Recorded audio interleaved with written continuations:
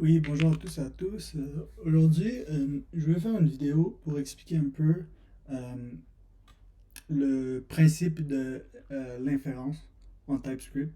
Euh, il y a beaucoup de gens qui savent pas ce que c'est, qu'est-ce que ça représente et tout, donc je voulais faire une vidéo là-dessus pour expliquer le principe. Donc, pour commencer, je pense que ce qu'il faut comprendre, c'est que euh, en programmation, on a deux types de langages. On a des langages qui sont typés et des langages qui ne le sont pas. Donc, quelque chose comme Python, euh,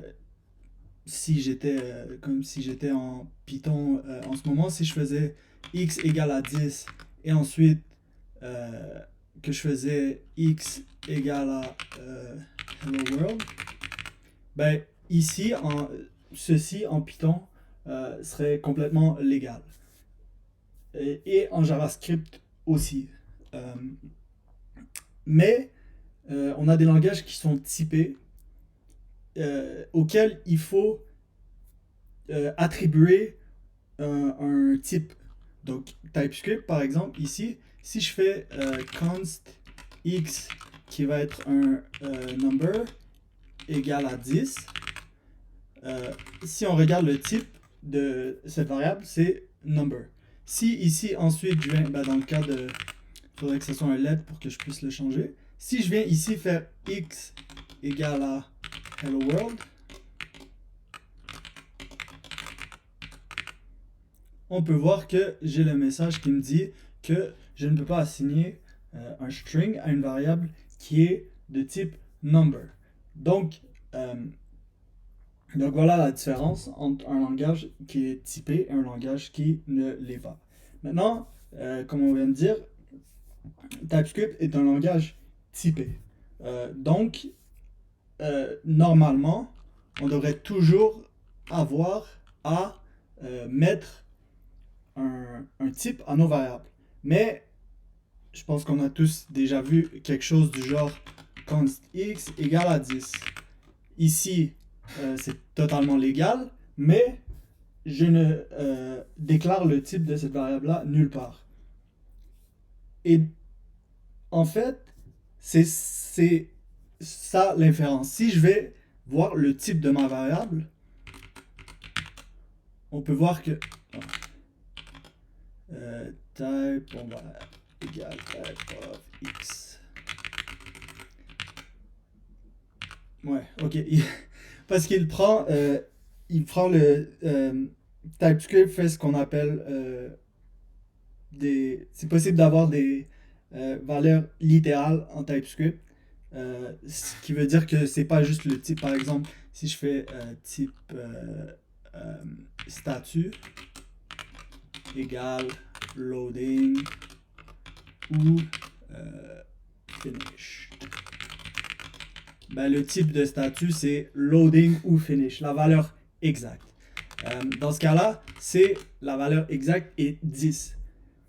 Mais 10, qui est un number, veut dire que ma variable est de type number. Donc ici, si je fais un let pour pouvoir la réattribuer et que je fais x égale, excusez-moi, à 15, c'est parfaitement légal. Et ici, maintenant que j'ai changé la valeur de x, TypeScript comprend que c'est plus juste 10 ou 15 et on fait que le type devient un number, comme j'ai dit précédemment.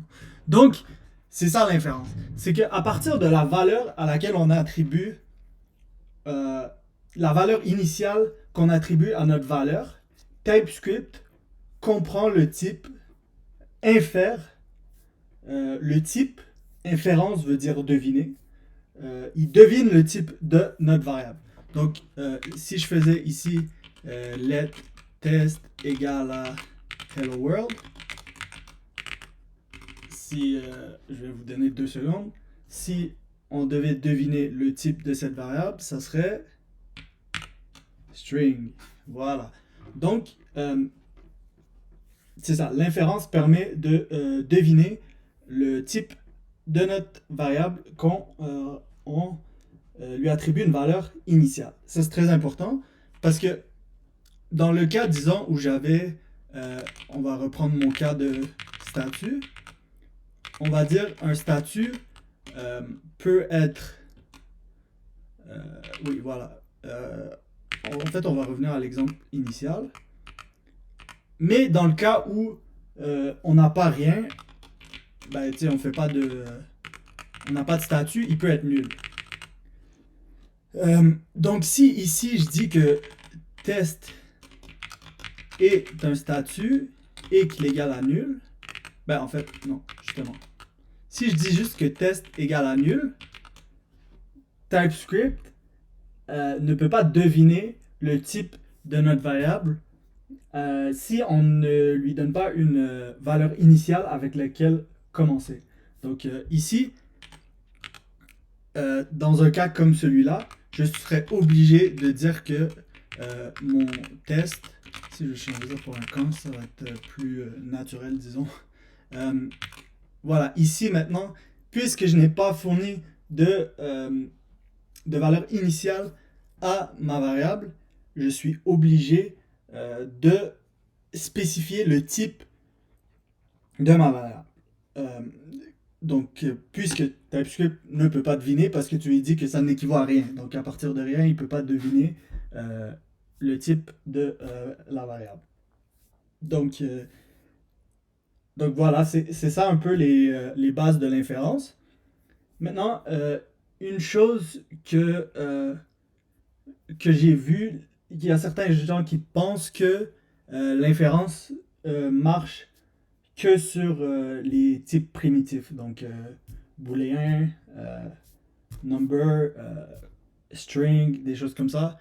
Non, en fait, si ici je faisais, on va dire, test égale name test et age 10, ben, si on va regarder le type de cette variable, on peut voir que son type est name string et age number. Donc, TypeScript est capable de faire de l'inférence sur des objets, sur la structure d'un objet. Donc ici, si plus tard je voulais faire, si on vient ici et qu'on fait let test égale à, en fait, je sais pas s'il va me laisser, on va voir. Et qu'ici je rajoute salaire. Voilà, c'est ça. Puisque ma variable est de type ouais, en tout cas. Puisque la variable est de ce type-là, si j'essaie d'y attribuer un type différent, TypeScript ne va pas me laisser. Donc ça permet de deviner la variable, le type de la variable, et de s'assurer qu'elle ne va pas être changée plus tard dans le code. Donc oui, c'est ça, voilà.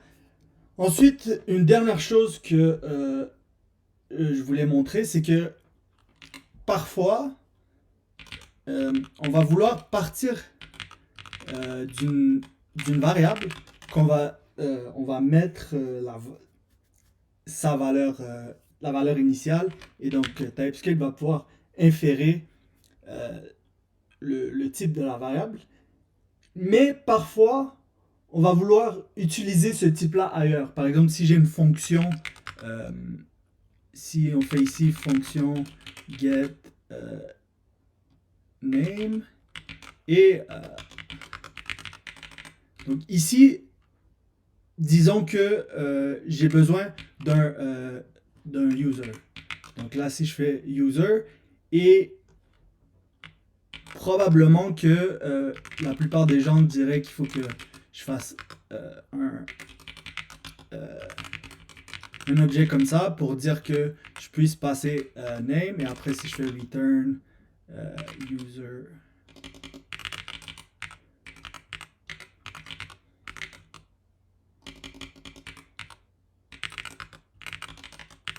Donc ici, si j'avais besoin du nom du user, je pourrais faire getName et ici passer test. Et là, ça me donnerait le nom du user qui est un string. Mais ça, c'est vraiment pas idéal parce que si jamais j'ai besoin, on veut changer quelque chose, comme tout à l'heure, qu'on veut rajouter le salaire ici et qu'on dit 10 000. Très bas, mais c'est pas grave. Ben, ici, en fait, techniquement, à cause de TypeScript, comment TypeScript fonctionne, ça serait techniquement possible, mais disons qu'on change l'âge pour age en année. Ça veut rien dire, mais peu importe. On change un attribut.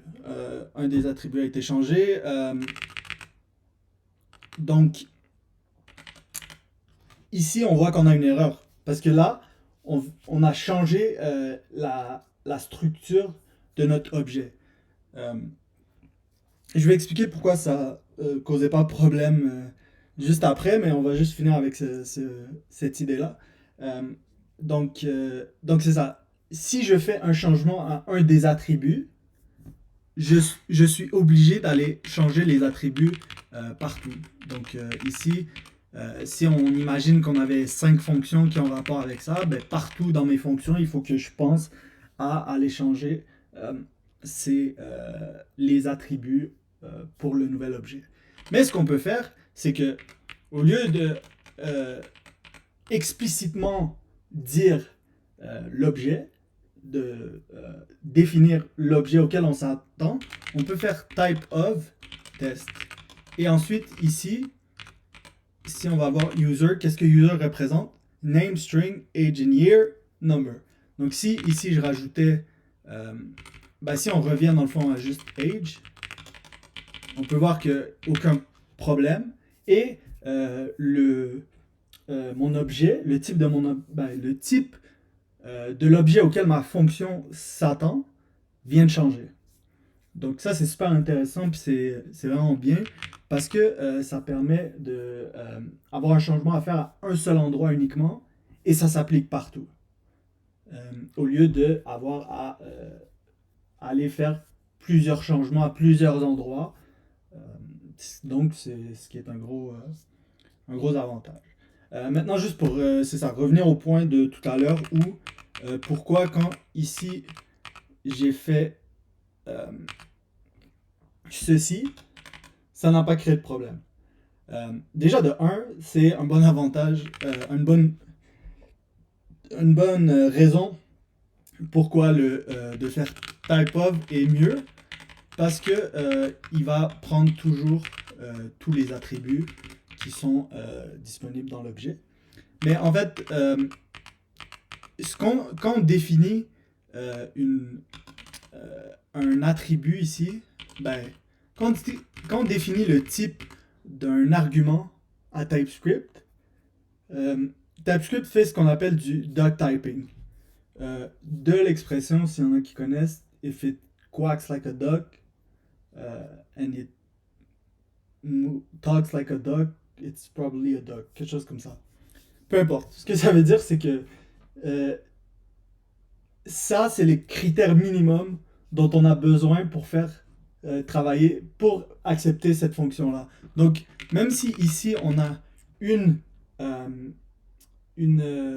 un attribut de plus, puisque cette fonction-là, techniquement, on pourrait même enlever en fait age et on n'aurait pas de problème. Parce que la seule chose dont cette fonction-là a besoin, c'est d'un nom, d'un objet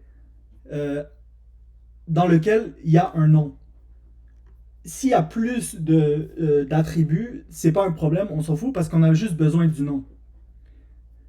Bon, il peut avoir des avantages, mais il y a des choses, c'est pas nécessairement, c'est pas toujours, disons, il faut savoir quand euh, bien l'utiliser parce que ça peut créer des problèmes. Donc, pour être sûr de justement pas avoir des problèmes comme ça, si on utilise typeof et qu'on utilise euh, notre variable initiale, le type de notre variable qu'on a initialisé avec un objet, ben, on évite euh, beaucoup d'erreurs qui peuvent arriver et on économise des lignes de code. On a moins de code à écrire, on a moins besoin de se répéter. Et si on fait un changement, ben on a moins d'endroits à aller changer, ce qui, encore une fois, évite les erreurs et permet d'aller plus rapidement dans le temps de développement. Donc voilà, j'espère que c'était clair. Si jamais il y a des questions, pas de problème. Laissez-moi savoir en commentaire. Merci.